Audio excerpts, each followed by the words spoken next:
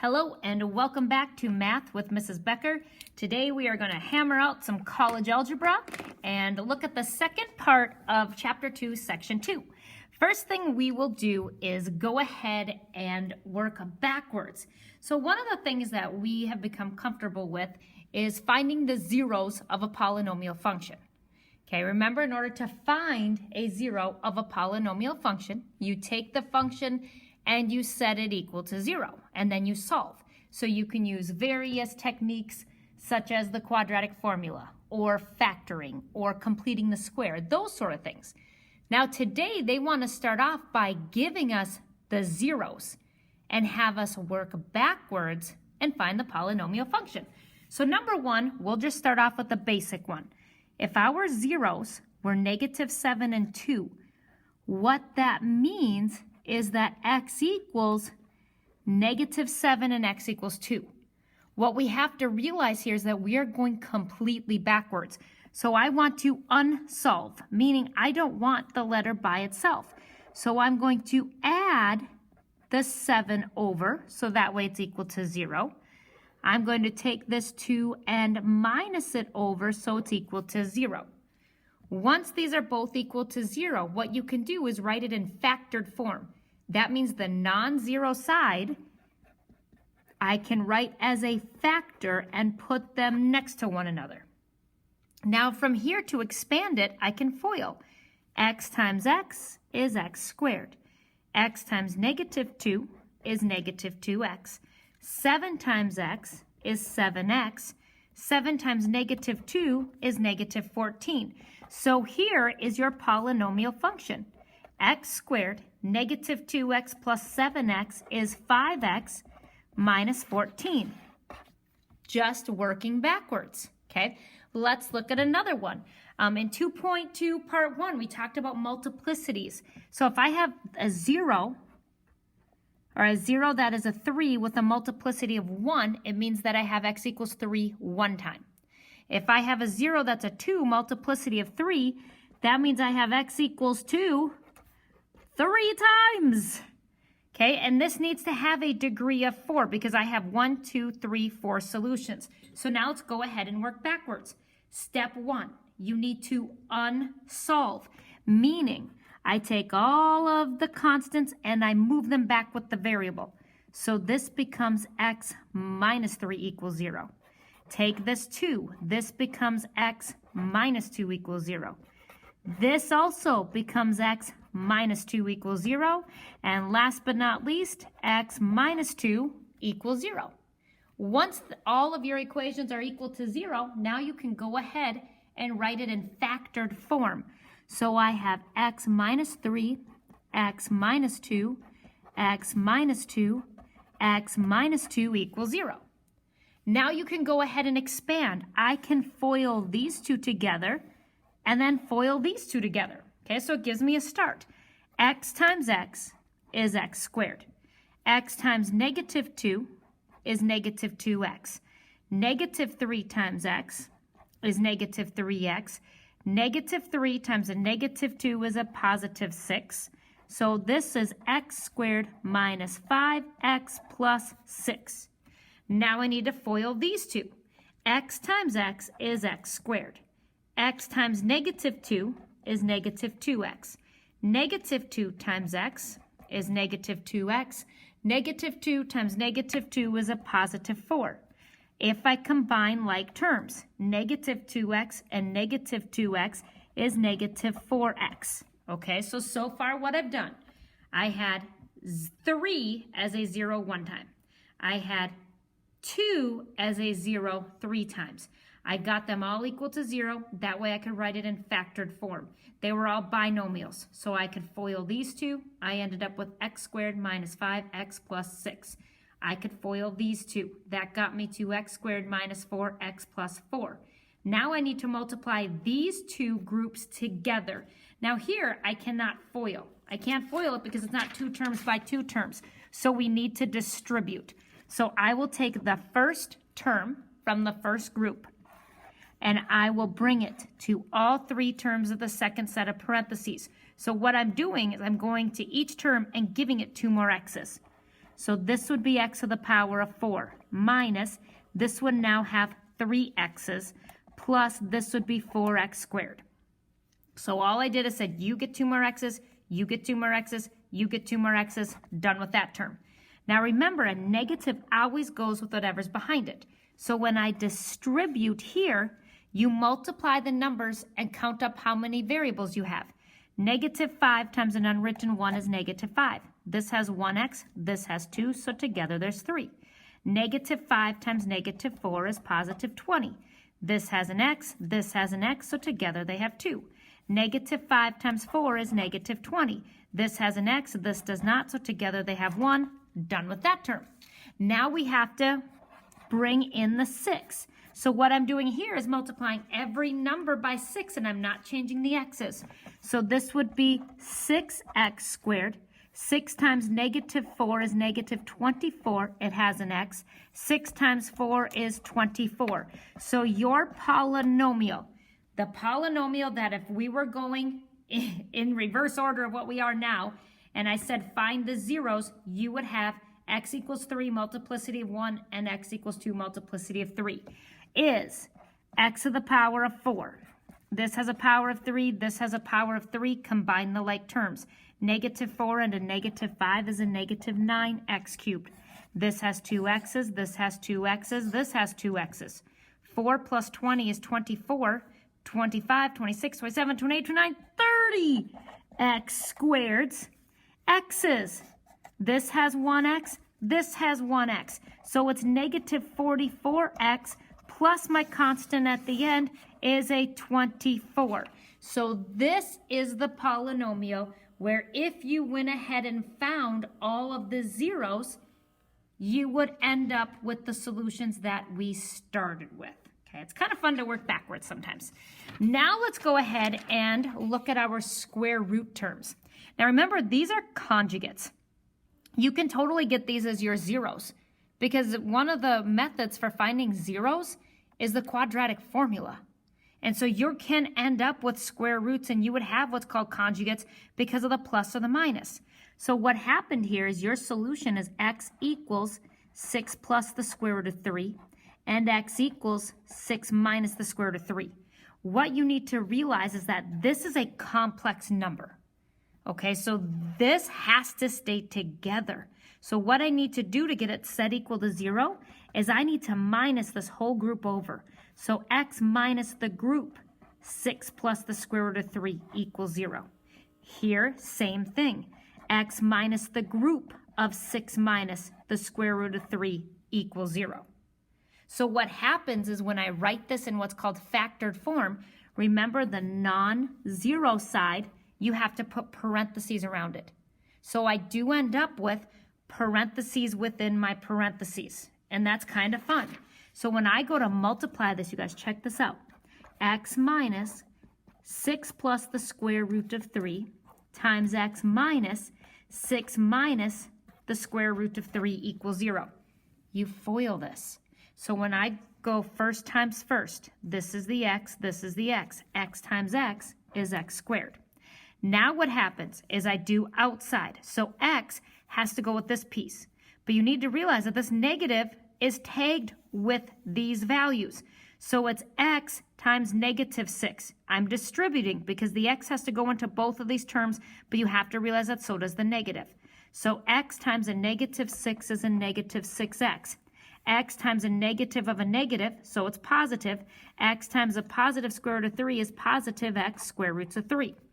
Now when I'm doing the inside, again, I have to distribute because x has to go to both of these terms.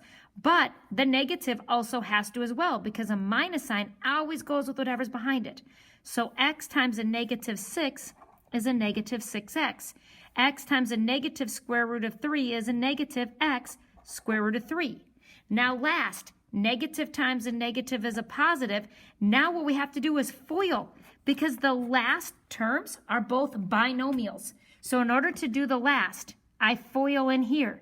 6 times 6 is 36. Outside, 6 times negative square root of 3 is negative 6 square root of 3. Inside, positive square root of 3 times 6 is a positive 6 square roots of 3. Last, Positive times a negative is a negative. Square root of 3 times the square root of 3 is the square root of 9, which is just 3. Now, what should happen? Anytime you multiply conjugates together, you should be able to cross off any term that contains a square root. Positive x squared of 3, negative x squared of 3. Negative 6 square roots of 3, positive 6 square roots of 3. Now I can go ahead and combine my like terms. My polynomial function, where if I set it equal to 0 and solved it, my solution would be 6 plus square root of 3 and 6 minus square root of 3. That polynomial is x squared. Negative 6x and a negative 6x is a negative 12x. Positive 36 minus 3 is a positive 33. That is the polynomial function where your zeros are 6 plus or minus the square root of 3. Okay, let's look at one more because this is a little wild. Okay, so here are my zeros, working backwards. X equals 4. X equals 2 plus the square root of 7. X equals 2 minus the square root of 7.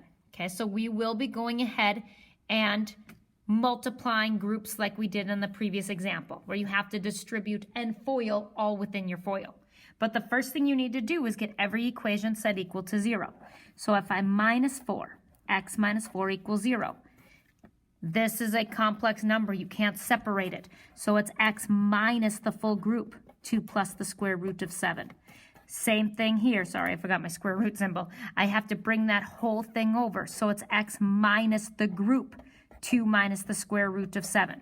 So the parentheses are needed to show that those terms stay together. 2 plus the square root of 7 is one number.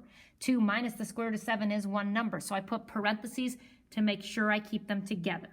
Now that it is all in, all of the equations are equal to 0, this is where you write it in factored form. So your non-zero side of the equation, everything goes in parentheses. So this is x minus 4, x minus the group, 2 plus the square root of 7, x minus the group, 2 minus the square root of 7 equals 0.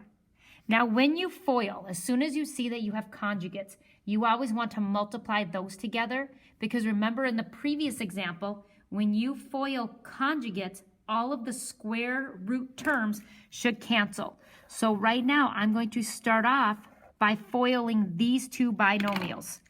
X times x is x squared. Now remember, this is one term, this is two terms. So I need to distribute this x into both terms, but at the same time, I have to remember that this negative also goes to both terms. So it's x times a negative 2 is negative 2x. X times a negative of a negative, so that's going to make a positive. So it's x times a positive square root of 7 is positive x square root of 7. Now I do the inside. This x has to go to both terms, so I have to distribute. But a negative in front of something also is tagged to whatever's behind it. So I'm really bringing in an x and a negative. X times a negative 2 is a negative 2x. X times a negative square root of 7 is negative x, square roots of 7. Last, negative times a negative is a positive. Now what I'm doing is I'm multiplying these two things together, okay? These are both binomials. So 2 times 2 is 4. Outside, 2 times a negative square root of 7 is negative 2 square root of 7. Inside, positive square root of 7 times 2 is a positive 2 square root of 7. Last, positive times a negative is a negative. Square root of 7 times square root of 7 is a square root of 49, which is 7. Now I multiply conjugates, so if I did this correctly, anything that contains a square root needs to be canceled.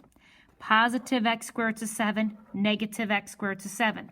Positive 2 square roots of 7, negative 2 square roots of 7. So anything that had a square root or a radical canceled off. So what I have, we're not done because I still have this x minus 4.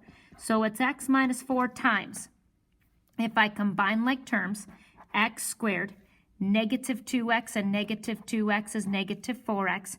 4 minus 7 is negative 3. Now I have to keep expanding. I can't FOIL because this is 2 terms by 3 terms. So I am distributing. First, I need to give each term in the second group an additional x. So it's x cubed minus 4x squared minus 3x. All I did was give every term one additional x. I'm done with that. Now I need to go ahead and multiply every number by negative 4. So this is negative 4x squared. Negative 4 times negative 4 is positive 16x. Negative 4 times negative 3 is positive 12. Now that I've done all the multiplying, here is my final answer. The polynomial where the zeros, your solutions are 4 and 2 plus or minus the square root of 7, is this, x cubed. Negative 4x squared and negative 4x squared is negative 8x squared. Negative 3x plus 16x is 13x plus 12. If you went ahead and found the zeros of this polynomial function, these would be your solutions. Okay. The next part is it is important to be able to graph polynomial functions by hand. Yes, I know Desmos is amazing. I will never argue with you on that. But what happens if you're ever in a case where you don't have internet, okay? You want to be able to figure out what a polynomial function would look like, okay? So in order to do this, here are the different steps. If I want to graph a polynomial function, one of the most important things is to do the leading coefficient test. What that is that's your end behavior. So from your end behavior, you know as you go all the way to the right, is your arrow going up or down? As you go all the way to the left, is your arrow going up or down? So remember, it's all based off of your leading coefficient and your degree. And we looked at this at the first part of 2.2. Your leading coefficient, you always want to make sure that your polynomial is in standard form. We have 4x's, then 2x's. So it is in the correct order. Our leading coefficient is a 1 because this is a positive. As x approaches positive infinity, our polynomial will also approach positive infinity. So what that means is as I go all the way to the right, the last thing that I'm going to see is an arrow going upwards. Okay, the degree. The degree is 4. 4 is an even number. So as x approaches negative infinity, which just means I'm going to the left, my polynomial has to do the same thing. If it's an even number, both sides do the same. So if this side's going up, so is this side. So right now I know the end behavior for my graph, both sides have arrows going up to positive infinity. Okay, B. Find the zeros of the polynomial. So to find the zeros, remember what you have to do is set the polynomial function equal to 0. Now I can factor out 2x's, so I'd have x squared minus 4 equals 0. I can do the difference of squares here, making that x squared, x plus 2, x minus 2. Okay, so from here to here, I looked and noticed that they both had 2x's, so I divided out 2x's. This is what I had remaining. Here, I notice I have two perfect squares with a minus in between them. The square root of x squared is x. The square root of 4 is 2. That's how I got x plus 2x minus 2. Now to get your zeros, you take each piece. So my x squared, my x plus 2, my x minus 2. You take each piece separately, set it equal to 0. Well, here I take the square root, x equals plus or minus the square root of 0. There is no such thing as a positive or a negative 0. So this is x equals 0, multiplicity of 2. Because a positive 0 and a negative 0, that they don't exist. You're just getting two zeros. Here I minus a 2. So x equals negative 2, multiplicity of 1. Here you add 2. So x equals positive 2, multiplicity of 1. So I do have 4 solutions, and I should, because this is a degree of 4. I have 0 twice, 1 negative 2, 1 positive 2. Okay, so now it says plot the solution points. So I'm going to plot the points x equals 0, negative 2, and positive 2. Now here is the cool thing. What we need to do is go ahead and figure out what happens in between these points. Like in between these 2 points. Is it going up? Is it going down? How much does it go up or down? Same thing here. but these are my last zeros. So this is where my end behavior goes. So as I go to the right from my last zero, it's going upwards. Here, as I go to the left off of my last zero, I have an arrow going up. Now to go ahead and figure out other points, you do an XY table. Pick a value in between 0 and 2, so I'll put in a 1. Pick a value in between 0 and -2, so I'll go -1. What I'm doing is I'm going to plug those into the original function. These are the x values. I want to know why. I want to know what's happening in between those. So if I go 1 to the power of 4 minus 4 times 1 squared, I end up with -3. So when I go to the right one, my graph goes down 3. So in order to connect these 2 points, I had to go through +1, -3. Now if I go ahead and plot in a -1, -1 to the power of 4 minus 4 times -1 squared, I end up with -3 again. So if I go to the left one, I have to go down 1, 2, 3. So in order to connect these 2 points, you need to go through this point. And then it says draw a continuous curve through the points, which we have already done. So we graphed a polynomial without using Desmos at all. We figured out the way that the arrows were going using end behavior. They call that in this text the leading coefficient test.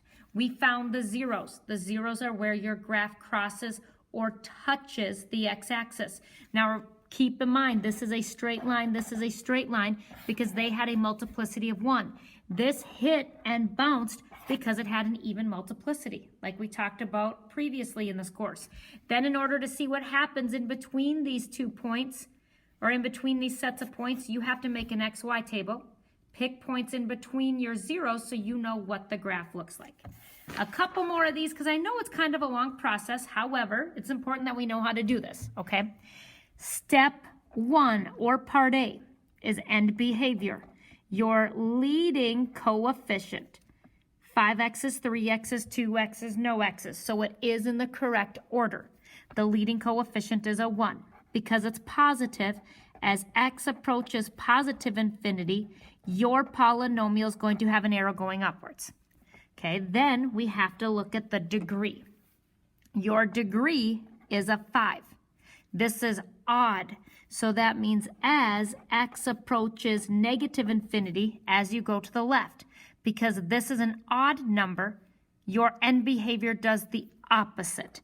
So your polynomial would have to have an arrow going downwards. So what we know so far is I have an arrow going up here and an arrow going down there from my end zeros.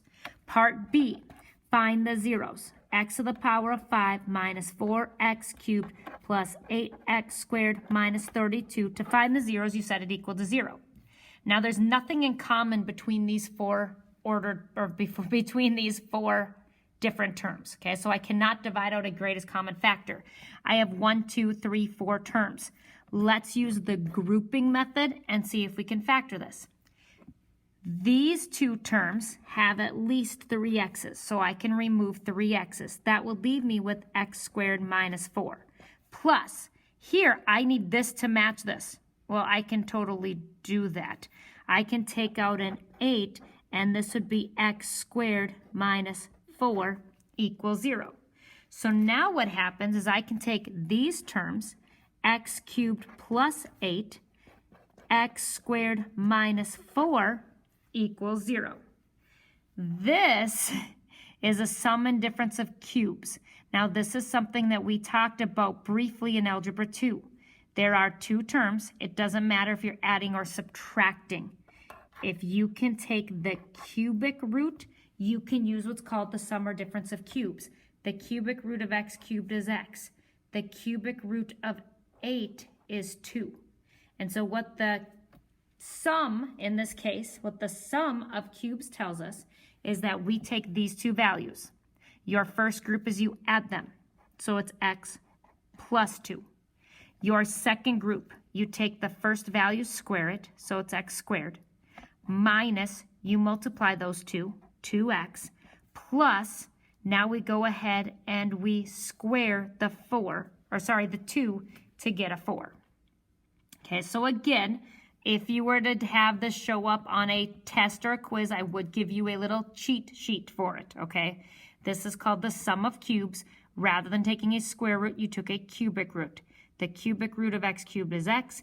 The cubic root of 8 is 2. It says you take those two things and you add them. Then the next parenthesis, take the first term and square it, minus, multiply those two terms, plus take the last term and square it. Now here I can go ahead and do the difference of squares. This is an x, this is a 2, so it's x plus 2, x minus 2 equals 0. Now from here, I need to take each piece separately and set it equal to 0. Lots and lots of steps in college math. Go ahead and solve. So here I'd minus a 2, so x equals a negative 2. Here I can minus a 2, so x equals a negative 2. Here I'd add a 2, so x equals 2. Now this, we want to see if we can factor it. Are there two numbers that multiply to 4 and add to negative 2? No, because the only numbers that multiply to 4 are 1 and 4 and 2 and 2. And there's no way to take one of those combinations and have it add up to a negative 2. So I need to do the quadratic. A is 1, B is negative 2, C is 4. So it's B squared minus 4 times A times C. Negative 2 squared is 4, minus 4 times 1 is 4, times 4 is 16, so this is a negative 12. So these are non-real solutions, meaning you can't graph them. They're imaginary. We have a negative underneath our square root. Okay, so if I really wanted to, I could go ahead and say, well, this is 4 and 3, this is 2 and 2. So my zeros are x equals negative b, so it's 2, plus or minus. I can take 2 out, but keep in mind it's imaginary. Square roots of 3 all over. 1 times 2 is 2. From here, I can reduce all the 2's. So my solutions would be x equals 1 plus or minus I square roots of 3. Okay, so they're imaginary. So just bringing back, how do you calculate imaginary numbers from Algebra 2? But you can't graph imaginary numbers. You can't see them. Your real solutions are x equals negative 2 multiplicity of 2, because negative 2 happens twice. So my graph is going to bounce off the x-axis at negative 2. And I have x equals 2 multiplicity of 1. So it's going to cross at a straight line. But I did have to have 5 solutions because I have a degree of 5, my original problem. So my imaginary solutions, okay, this makes up 3 solutions. 1 plus I squared root of 3 is a solution. 1 minus I squared root of 3 is also a solution. Now if I'm graphing, go ahead and plot. I have negative 2 and I have positive 2. Okay, one of the easiest points to figure out, because remember, well, we know that there's an arrow here. We know that there's an arrow here. I need sufficient points to figure out what the heck this graph looks like. One of the first things that I go ahead and do, if I can't see what's going on at that y-axis, just go ahead and fill in a 0 for x. That will cancel, that will cancel, that will cancel. It's negative 32, so let's just go way the heck down there. Okay, so it's negative 32, but now what I need to see is what happens in between those. So what if I put in a positive 1, and what if I put in a negative 1? And what you're doing is filling them into the original. So if I have negative 1 to the power of 5 minus 4 times negative 1 to the power of 3 plus 8 times negative 1 squared minus 32, I get negative 21. So here, negative 21, if this is a negative 32, it just shows that it's continuing in a downward pattern. So let's go ahead and see what happens if it's a 1. So I'm going to up arrow, delete all of the negatives from my negative 1.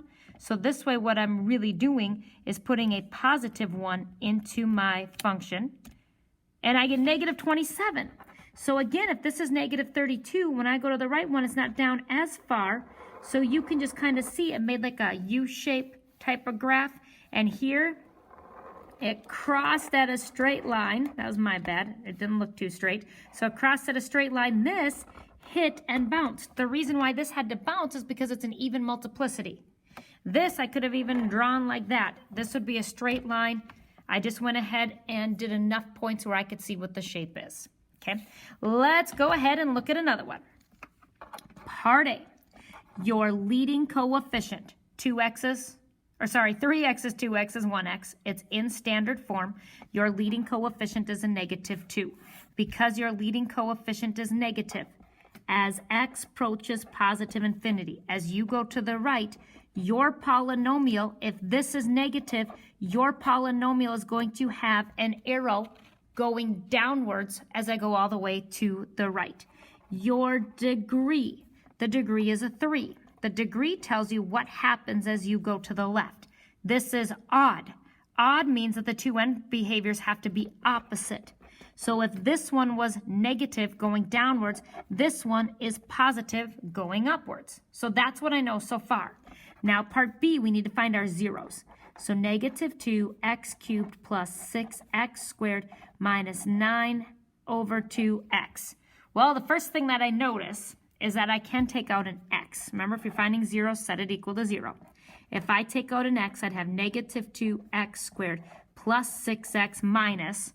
At this point, I'm not really liking the look of that fraction. I'm going to take 9 over 2 and just turn it into 4.5 because they're the same thing.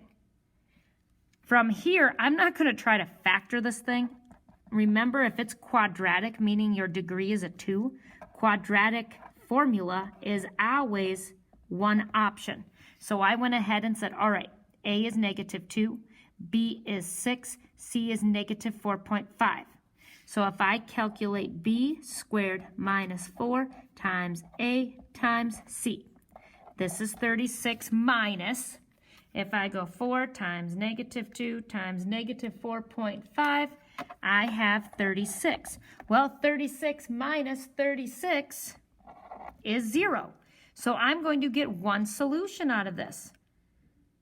I'm just going to double check my work just to make sure. So 6 squared minus 4 times A times C. And it is. I have a 0. So x equals -b. So this is a -6. Plus or minus the square root of 0 all over 2 times A. A is a -2. 2 times -2 is -4. So the square root of 0 is 0. So -6 plus or minus 0 over -4. Now here you're finding your two solutions. -6 plus 0 is -6. -6 divided by -4 is positive 3 over 2, which is 1.5. Now if I go -6 minus 0, it's -6 over -4 is still a positive 1.5. So this is going to be a multiplicity of 2 because if I added 0 or I subtracted 0, and in this case I have to do both, you would get the same solution. My other 0 comes from this x. Remember at the very beginning we took out an x? So this is x equals 0. So I have 1, 2, 3 solutions. That's what I need because my original degree was a 3. So my zeros are x equals 0, multiplicity of 1, x equals 1.5, multiplicity of 2. So 0 is a solution, 1.5 is a solution. My furthest 0 to the right is going to have an arrow going downwards. My furthest 0 to the left is going to have a 0 going upwards. Now to graph it, I want to know what the heck is going on in between these values. So I'm just going to go ahead and pick like 0.5. You just have to pick a value in between the two. So if I go back to the original, -2 times 0.5 to the power of 3 plus 6 times 0.5 squared minus 9/2 is the same as 4.5 times 0.5. I get -1. So if I go to the right 1/2, this is down half a unit. So in order to connect these 2 points, you need to make sure that you go through that point. So here is the shape of that polynomial function. I apologize that the notes were kind of long today. There's just lots of steps. If you feel like you need some additional practice, there are 11 questions that I felt were pretty darn good in the book. 49 to 61 odds, 69 to 75 odds. You can find those examples on page 113. Hope you're having a great day. I'll talk to you soon.